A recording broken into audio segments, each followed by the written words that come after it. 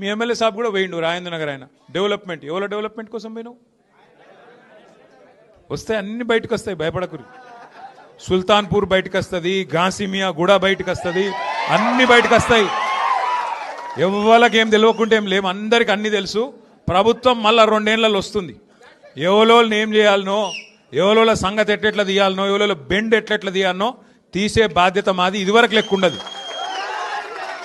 ఎవరి డెవలప్మెంట్ కోసం పోయినావు ఏమిటికి పోయినావు ఏం ఆశించిపోయినావు ఏం కథలు పడుతున్నావు ఫైమ్ గాడు ఏం చేస్తుండే ఎవడేం చేస్తుండే అన్నిరికే అందరి జాతకాలు తెలుసు ఎవడెవడేం చేస్తుండో మాకు కూడా ఎరికే టైం వస్తుంది అన్నిటికీ టైం వస్తుంది ఇగో నేనేమంటున్నా అంటే ఒక్కరోజుకే గింత గిరిత పడితే ఎట్లా ఒక్కరోజుకి ఒక్కసారి గవర్నమెంట్ రాగానే అడిమారి గుడి దెబ్బల గింత ఆగమవుతారు సుత్తం పైన దేవుడు ఉన్నాడు కింద ప్రజలు ఉన్నారు మీరు తలుసుకుంటే ఎంత పెద్ద పోటుగాడైనా ఎక్కడికి పోవాలన్నా గాడికే పోతాడు ఇవాళ రాష్ట్రం మొత్తం ఒకటే ఉన్నది అందరి ఆలోచన కేసీఆర్ గారు తిరిగి ముఖ్యమంత్రి కావాల్సిందే తెలంగాణ మళ్ళీ పట్టాలు ఎక్కాల్సిందే తప్పకుండా జరుగుతుంది